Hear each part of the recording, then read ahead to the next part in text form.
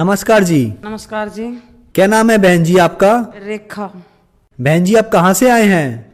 मैं गांव बापडोला नई दिल्ली नजफगढ़ की रहने वाली हूँ। बहन जी संत रामपाल जी महाराज से नाम दीक्षा आपने कब ली? सन 2013 29 मार्च को ली थी। संत रामपाल जी महाराज से नाम दीक्षा लेने से पहले क्या आप कोई भक्ति साधना भी करते थे? करते थे जी, देवी देवता ब्रह्मा विष्णु महेश काली इन सभी की पूजा करते थे हम। तो बहन जी जो आप देवी देवताओं की पूजा करते थे उनसे आपको क्या लाभ हुए? कुछ लाभ नहीं हुआ भगत जी। भक्ति करते करते हम इतने दुखी थे कि पूछो ही मत। मेरा भाई जो भोले शंकर की इतनी कावड़ वगैरह लाता था, 10-15 कावड़ ले आया था, लेकिन शंकर भगवान ने उसे पागल कर दिया और परिवार से दूर कर दिया। बस उस दिन से भोले शंकर से विश्वास उठ गया, लेकिन भक्ति नहीं छोड़ी। कब काली माँ की पूजा करते थे, आसपास के लोग यही कहते थे कि इतनी बड़ी देवी है ये कि आपको तो कहीं घूमने की जरूरत ही नहीं। हम उसकी भक्ति करते करते, माँ रोती थी भाई के मारी, भाई हम परिवार को छोड़ के कहीं निकल गया था भगत जी। तो वो पागल हो गई थी एक प्रकार से। मेरा पूरा परिवार रोता था। हमने खूब पैसा लगाया, टीवी में भी बताया, अखबारों में भी निकाला, पर्चे भी छपवाए, सब तरह हमने अपने भाई को ढूंढने का प्रचार किया, लेकिन हमारा भाई नहीं मिला। तो भोले शंकर से हमारा विश्वास उठ गया और काली माँ की पूजा करते करते भी हम सुखी नहीं थे। फिर मेरी शादी हो गई। मेरे ससुर जी भोले शंकर के कट्टर पुजारी मिले। वो कावड़ लाते लाते भक्ति करते करते भी दुखी थे जी। वो कभी उनका दिल में दर्द होता, कभी सांस फूल जाता, कभी नमूनिया हो जाता, कभी कुछ हो जाता। गरीबी थी, गरीबी देखी थी और कुछ नहीं देखा। और फिर जिस 2 लड़की हैं जो उसके बाद मैंने मेरा है ना गले में कैंसर होगी। मैं गले तो ना तो कुछ खाया जा ना कुछ पिया जा, बस यही हो गया था कि हालात ये हो गए थे। मैं परिवार क्या कर रोया करती कि मुझे है ना मैं मर बेसक जाऊं, लेकिन मेरे लड़कियों की मुझे चिंता है। मेरी लड़की कैसे जिएंगी माँ के बिना इनके। तो फिर मैं जी करनाल तक घूमी। करनाल के डॉक्टर बोले कि 8,000 रुपये लगेंगे, आपके गले में शीशा उतरेगा। उनका ठीक है उतरवाएंगे। फिर उनका एक बार है ना ये करनाल का तो दिखा लिया, एक बार दिल्ली में जाकर और देखा। दिल्ली वाले भी बोले कि आपके गले में शीशा उतरेगा और शीशे तक पता चलेगा कि भाई आपका क्या बीमारी है। उनने जी कैंसर डिक्लेयर कर दी। फिर मैं भूत आने लग गए। वो भूत कभी तो ये बोलता कि मैं तुम्हारा पितर हूँ। वो प्रेत मेरे माता भूत प्रेत जब बोलता कि ओका भरो, मैं ओका पीऊंगा। ओका पीता प्रेत और फिर बीड़ी पीता और फिर उन्होंने कहता मेरे तो चूरमा बनाओ। लेकिन मेरे और मेरे भगत जी जो मेरे आदमी हैं उनको कोई भी लाभ नहीं हुआ। फिर बीमारी ने इतना घेर लिया कि बस पानी भी अटकने लग गया। बहन जी आपने बताया कि पहले आप जो शिव जी की भक्ति करते थे और भी भक्ति साधनाएं आपने की, उससे आपके भाई लापता हो गए, आपको भूत प्रेत की समस्या हो गई और आपका पूरा परिवार दुखी था। आपको कैंसर जैसी भयानक बीमारी भी हो गई। तो इन सब परेशानियों के बीच आप संत रामपाल जी महाराज की शरण में कैसे आए? संत रामपाल जी महाराज की शरण में जो मेरे से बड़ी मेरी बहन जो मेरे जेठ जी के साथ उनकी शादी हुई है, वो मेरे से 1 साल पहले संत रामपाल जी महाराज की शरण में जा चुकी थी।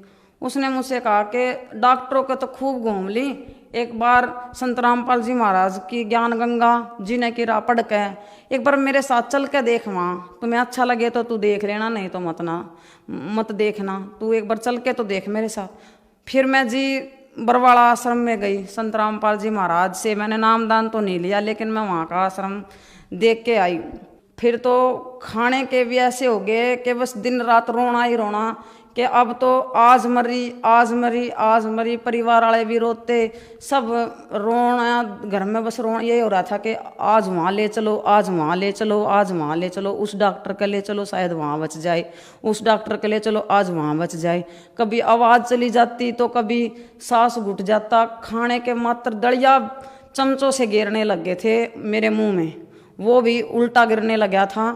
तो मैं सोच लिया था कि मेरा भाई बोला करनाल चल, करनाल जो डॉक्टर है वो स्पेशल इसका गला और नाक कान का ही हम वहाँ दिखा। उसने भी बोल दिया कि गले में कैंसर है। तो मैं डॉक्टर के घर से आई तो मेरी बहन जो मेरे साथ मेरे गांव में शादी हुई मेरी बहन बोली रेनू नाम है उसका, वो संतराम पाल जी महाराज से मेरे से 1 साल पहले जुड़ी थी। वो बोली एक बार मेरे गुरुजी के साथ चल तो तू नामदान ले, तो मैंने वहाँ जा उसकी बात मानी और मैं उसके साथ सत्संग, अगले ही एतवार का सत्संग था, मैं सत्संग में गई, मैंने नामदान लिया और मात्र गुरु संत रामपाल जी महाराज आशीर्वाद की लाइन में लग गई। उन्होंने मेरे चेहरे की तरफ देख कर हंसा, परम संत रामपाल जी महाराज, और मेरे सिर पे हाथ रखा। मैंने बोला गुरुजी मेरे गले में कैंसर बताई है। तो गुरुजी बोले जा बेटा माल भक्ति कर ठीक हो जाएगी। तो फिर मैंने मार्च 2013 को 29 मार्च को गुरुजी से नामदान ले लिया। आपने संत रामपाल जी महाराज से 2013 में नाम दीक्षा ली। आपकी बहन ने आपको बताया था कि आपके गले का कैंसर संत रामपाल जी महाराज की शरण में जाने के बाद ठीक हो जाएगा। तो क्या आपके गले का कैंसर संत रामपाल जी महाराज से नाम दीक्षा लेने के बाद ठीक हुआ? और क्या कोई और भी लाभ आपको संत रामपाल जी महाराज से नाम दीक्षा लेने के बाद हुआ? संत रामपाल महाराज के आशीर्वाद मात्र से मेरे गले में जो कैंसर की गांठें थी वो बिल्कुल ठीक हो गई, और मेरे दिल में छेद था वो भी संत रामपाल जी महाराज के आशीर्वाद मात्र से ही बिल्कुल ठीक हूँ मैं। और मैं जो यहाँ घूमा करती पंडितों से पूछती थी कि मेरा लड़का, तो वही बोलते थे कि तेरे क्रम में लड़का नहीं है। और संत रामपाल जी महाराज से मैंने कहा कि गुरुजी मेरे 2 लड़की हैं। संत रामपाल जी महाराज ने कहा कि बेटा भी हो जाएगा, तू भक्ति कर नियम में रह गए।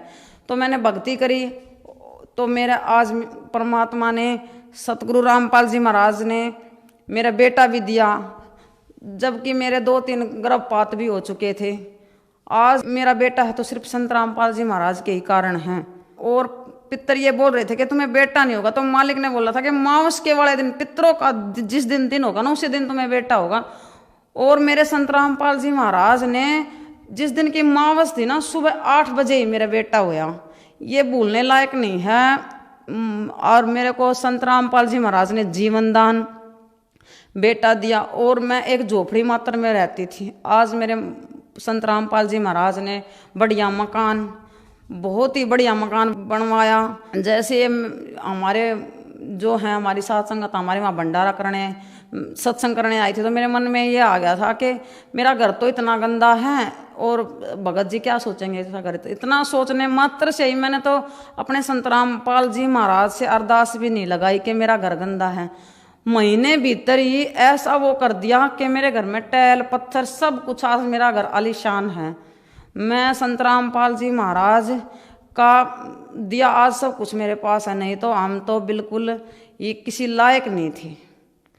और फिर किसी कारण से मेरे आदमी की दुकान छूट गई थी, तो बिल्कुल रोड पे आ गए थे हम। मैंने संत रामपाल जी महाराज से अरदास लगाई, गुरुजी हम तो बिल्कुल रोड पे आ गए, एकदम से दुकान अब कहाँ करे। तो संत रामपाल जी महाराज ने बोला कि रोड पे सामान रख लो, भूखा नहीं मरने दूंगा। और आज यही है, मेरे जो पति हैं उनकी दुकान आज इतनी बढ़िया चल रही है कि हमारे घर में किसी चीज़ की भी कमी नहीं है। हम संत रामपाल जी महाराज के शरण में जाने से बिल्कुल सुखी हैं। हमारे रोग भी कट गए, हमारे संतान भी पूरी होगी, घर भी बढ़िया बन गया, और मेरे जो पति हैं उनकी दुकान भी बहुत ही अच्छी चल रही है। मालिक की दया से आज हमारे पास सब कुछ है। जो हार्ट प्रॉब्लम थी, मेरे दिल में छेद था, उसकी रिपोर्ट तो मैं साथ भी लाई हूँ, आपको दिखा सकती हूँ। मेरे दिल में जो छेद था उसकी ये पंथ की रिपोर्ट है, नई दिल्ली की। यहाँ पे मेरे ये दिल में छेद था। बहन जी, संत रामपाल जी महाराज से नाम दीक्षा लेने के बाद आपके घर में सुखों का भंडार आ गया, आपकी बीमारियां दूर हो गई, कैंसर जैसी भयानक बीमारी से आपको छुटकारा मिल गया। तो जो श्रद्धालु आज आपको सुन रहे हैं, आप उन्हें क्या संदेश देना चाहेंगी? मैं संदेश देने के लायक तो नहीं, संदेश तो हमारे संत रामपाल जी महाराज ही देते हैं, लेकिन हम उनके सुखों का बखान जरूर कर सकते हैं। हमें इतना सुख मिला है तो आप संत रामपाल जी महाराज की शरण में जुड़ो। ये शास्त्रों के अनुसार भक्ति बताते हैं, ये पाखंडों से बचाते हैं।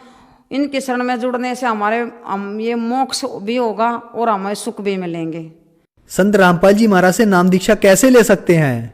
संत रामपाल जी महाराज से कई चैनलों पे आज के टाइम सत्संग चल रहे हैं, और जिला वाइज सत्संग होते हैं। संत रामपाल जी महाराज के सत्संग सतल हैं, चैनलों पर सत्संग आता है, उसके नीचे जो पीली पट्टी चलती है उन पे जो फ़ोन नंबर है उन पे संपर्क करके हम जिला वाइज जो कोऑर्डिनेटर हैं उनसे संपर्क करके अपना नामदान ले सकते हैं। बहन जी, सन 2014 में मीडिया ने बताया कि संत रामपाल जी महाराज के आश्रम में लेडीज बाथरूम में कैमरे लगे हुए थे और आप सन 2013 से ही संत रामपाल जी महाराज के आश्रम में जाती थी। तो इसके पीछे क्या सच्चाई है? क्या सचमुच लेडीज बाथरूम में कैमरे लगे हुए थे? संत रामपाल जी महाराज से हमने दान लेने के बाद हम सत्संग में कई कई दिन वहाँ रुकते थे, सेवा भी करते थे और लैट्रिन बाथरूम में कहीं कुछ नहीं था। कभी तो कोई बताता हम पढ़े लिखे हैं, जो हमारे परिवार से हैं वो सरकारी नौकरियों पे के पोस्ट पे हैं, उन्हें भी तो कुछ मिलता। हम रुक के कई दिन तक सत्संग सुनते, लैट्रिन बाथरूम में हम यूज कर, हमने तो कभी ऐसा महसूस नहीं हुआ और ना ही हमने कभी देखा कि वहाँ पे वे कैमरे लगे हुए हैं। ये सिर्फ मीडिया ने हमारे संत रामपाल जी महाराज को बदनाम करने का तरीका ढूंढ रखा है, बाकी और कुछ भी नहीं था। बिल्कुल निर्दोष है हमारे सतगुरु रामपाल जी महाराज। बाकी मीडिया के बदनाम करने से हमारे गुरुजी बदनाम नहीं होंगे। एक दिन सच अवश्य तिरेगा, आज चाहे कुछ भी हो, लेकिन एक दिन सच्चाई सामने आएगी। मीडिया रोएगा उस दिन, आज चाहे वो कुछ भी दिखाए। धन्यवाद जी। धन्यवाद जी। सत साहेब।